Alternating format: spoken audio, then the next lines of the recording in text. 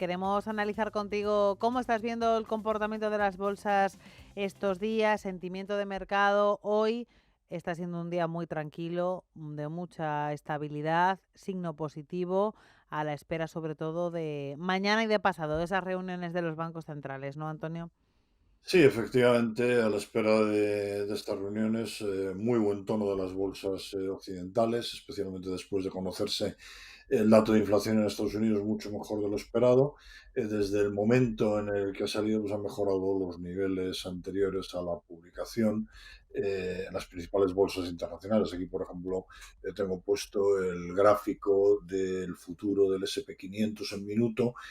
Aquí en este momento es cuando ha salido el dato, como veis siempre por las dudas habituales que siempre nosotros les decimos a los inversores que cuiden con estos primeros momentos, que veis que se forman unas mechas bastante importantes, pero luego el mercado claramente ha cogido ritmo, se ha ido para arriba, que ahora en los últimos minutos pues ha tenido aquí un pequeño desfallecimiento, pero lo vemos otra vez con fuerza. Esto, como os digo, son los futuros, pero bueno, con los índices pues vemos que realmente todos ellos han mejorado.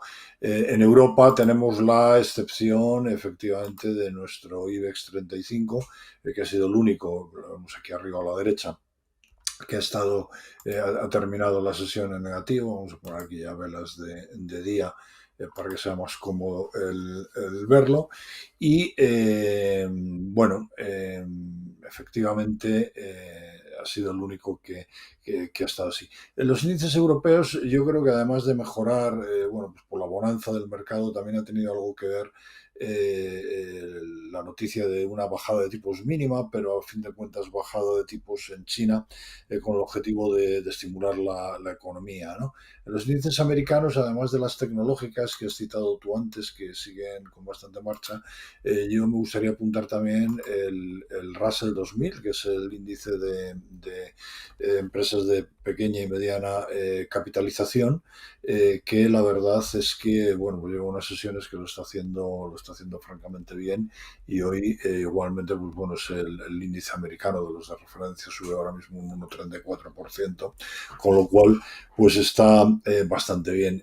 Mientras tanto, bueno, pues la rentabilidad de los bonos se reducía en un primer momento cuando se ha publicado el dato, pero luego ha vuelto a coger ritmo, quizás con la buena marcha de las bolsas. Muchos inversores están dejando atrás los bonos y se están yendo a la renta variable.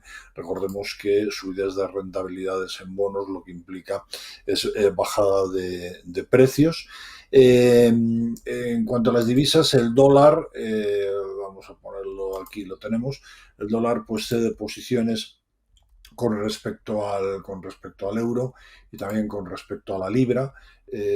¿Por qué? Pues porque, bueno, porque efectivamente, como tú decías antes y ahora lo veremos, quizás en el mercado lo que ahora mismo se está viendo es que la Reserva Federal esta vez no va a subir tipos, y sí que los va a subir el Banco Central Europeo.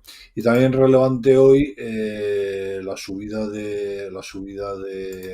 petróleo. Tenemos aquí subiendo un 3,02%, la referencia en Europa Brent, y el West Texas también un 3,10%, pues bueno, recuperando algunas de las bajadas de los últimos días. Quizás en esto también pues tiene algo que ver el tema que te he dicho antes de China. Así que bueno, el resumen un poco es positivismo, tranquilidad en vísperas de conocerse las decisiones de los bancos centrales y buen tono del mercado. Perfecto. Y con esas perspectivas, datos de IPC de Estados Unidos, no se ha salido de lo que esperaba el consenso del mercado, tanto a la tasa general como la subyacente han recortado respecto a lo que se esperaba.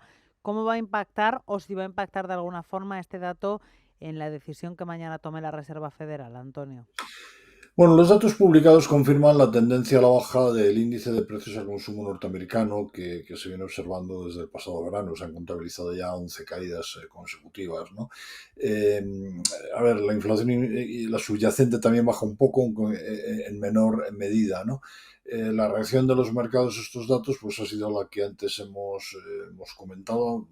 mejorado desde que se ha conocido el dato los niveles anteriores a la publicación en las principales bolsas con claridad, y las bolsas americanas han abierto con un gap, todas ellas importantes. ¿Cómo va a impactar eso en la Fed? Pues bueno, nunca se sabe qué va a hacer la Fed, ¿no? Es verdad que ahora los precios también reflejan una importante mejora, aunque como decíamos la inflación subyacente le cuesta más reducirse, pero también hay que tener en cuenta otra cosa. Los datos de empleo en Estados Unidos que se conocieron el pasado 2 de junio aportaron una información que es difícil de interpretar, ya que se crearon más empleos de los previstos, aunque la tasa de paro aumentó ligeramente, ¿no? El mercado laboral americano se sigue mostrando resistente y firme a pesar de las subidas de los tipos de interés realizadas por la Reserva Federal hasta ahora. Pero yo creo que el mercado ha entendido que la de hoy es una noticia muy positiva porque refleja esa moderación de precios y por tanto reduce la presión a la Reserva Federal para que endurezca su política monetaria.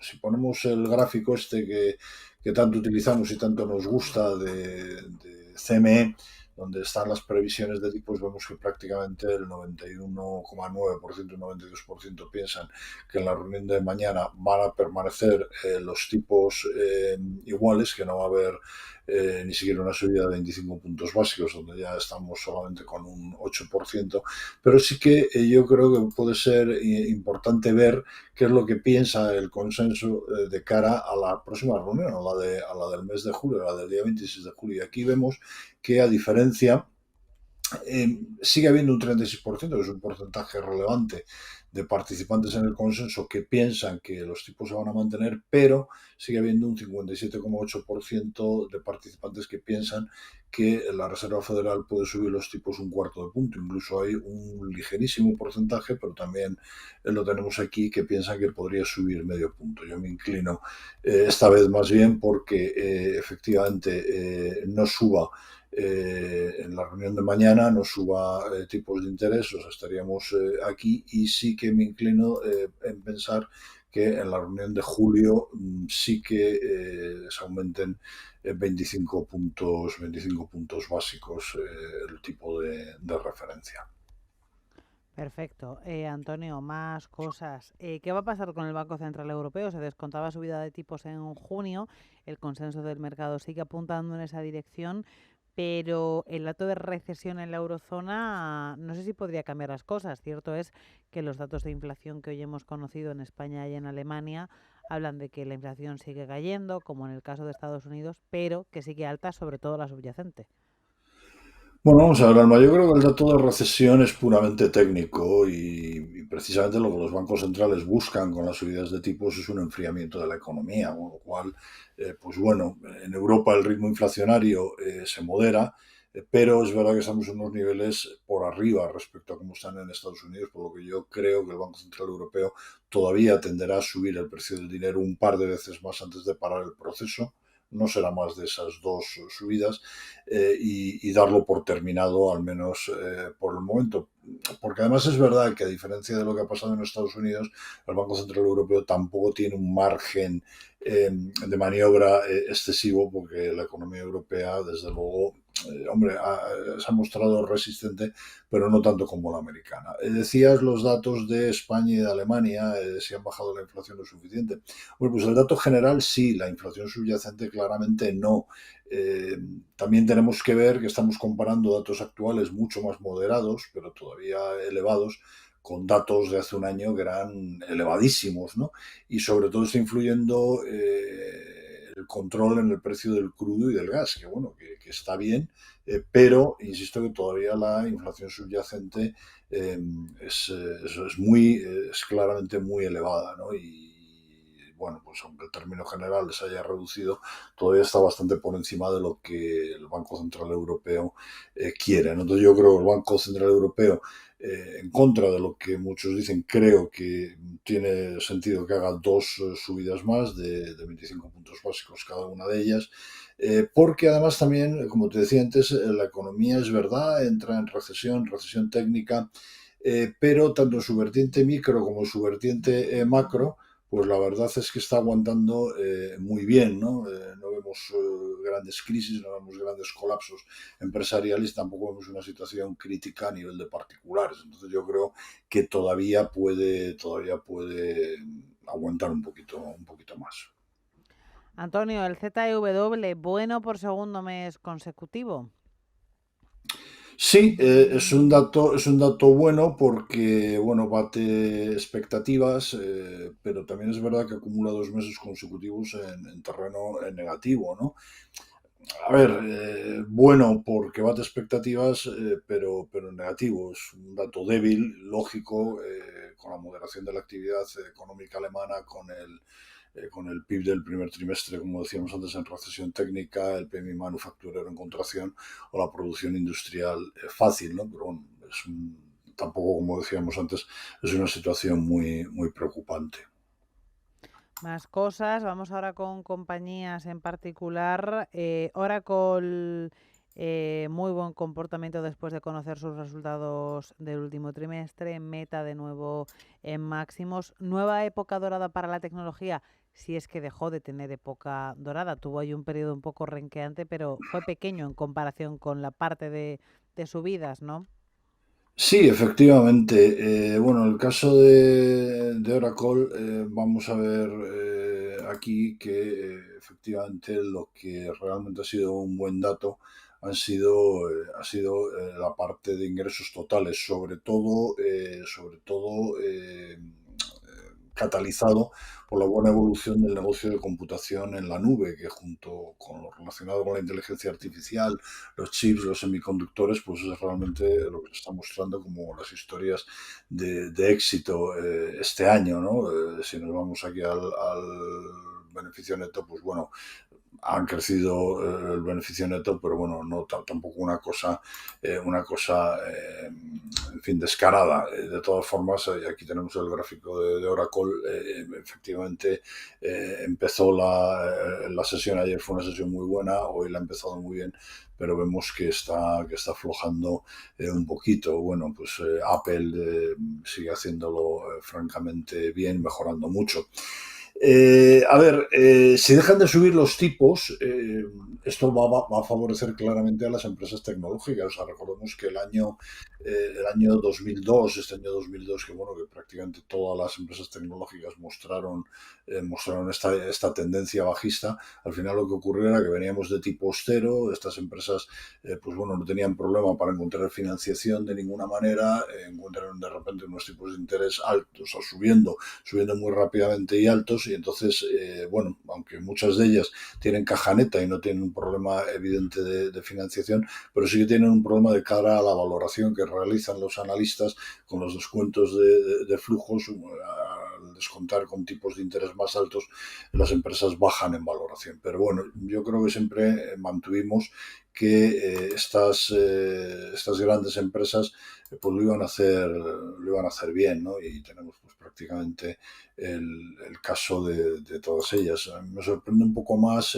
Meta, porque bueno, yo sigo sin ver muy bien su negocio, aunque ya no hablan del famoso metaverso y hablan de inteligencia artificial, pero bueno, quizás la que más me está sorprendiendo, pero el caso de Apple, de Google, de Amazon, pues la verdad es que no me sorprende nada. En cualquier caso, cuidado también, porque bueno, pues hemos tenido movimientos como el que vimos estos días atrás de Nvidia, ¿no? Y que otra vez vuelve a coger ritmo, que esto ya las está cotizando a unos múltiplos que son ciertamente exagerados. Entonces, con un poquito de cuidado.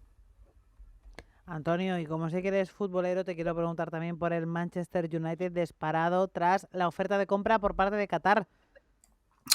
Sí, vamos a ver, el problema de los clubes de fútbol, que son sociedades deportivas y que cotizan en bolsa, es que, a ver, depende de muchas cosas. Claro, que el Manchester United, que lleva una temporada larga, después de ganar mucho años atrás, que se ha visto superado tanto en la Premier League como en Europa por otros equipos, gastándose un auténtico pastizal, pues bueno, no le ha ido bien. Ahora hay muchos inversores que piensan que como los catarís ponen dinero y que tienen ingentes cantidades de dinero, pues esto les puede ir bien. Bueno, les puede ir bien quizás, pero aquí hay que ver más cosas. Esto no es como una empresa industrial convencional, ¿no? Aquí dependes de unos fichajes que los haces seguramente gastando mucho dinero, que los haces seguramente con muy buena voluntad, pero luego tienes que ver que realmente esos fichajes funcionen y que le pongan al equipo ahí arriba, ¿no? Y bueno, y eso pues eh, es un poquito más, es un poquito más complicado. Mira, fíjate, este fin de semana, sabes que, bueno, me gusta el fútbol, me gusta también el automovilismo. Este fin de semana Ferrari ganó, después de muchos años, las 24 horas de Le Mans, ¿no? Bueno, pues fue un hito, su vuelta importante. Sí, efectivamente, el lunes pues reflejó en su cotización quizás ese éxito, que lo va a hacer vender muchos coches de calle, ¿no? Pero vemos que, bueno, que hoy rápidamente afloja. Aquí Ferrari depende de éxitos deportivos, pero depende también de los coches, de los grandes coches que venda, ¿no? El Manchester United, igual que la Juve, igual que otros equipos que cotizan, pues es mucho más complicado, porque como te digo, pues muchas veces depende también de que la pelotita entre o no entre, ¿no? Y fíjate que, bueno, creo que es el segundo equipo más valioso del mundo ahora mismo, pero bueno, vamos a ver cómo evoluciona. Que le compren los cataríes no es signo de que les vaya a ir bien en el futuro. Perfecto. Pues Antonio Castelo y Broker, un placer compartir contigo estos minutos.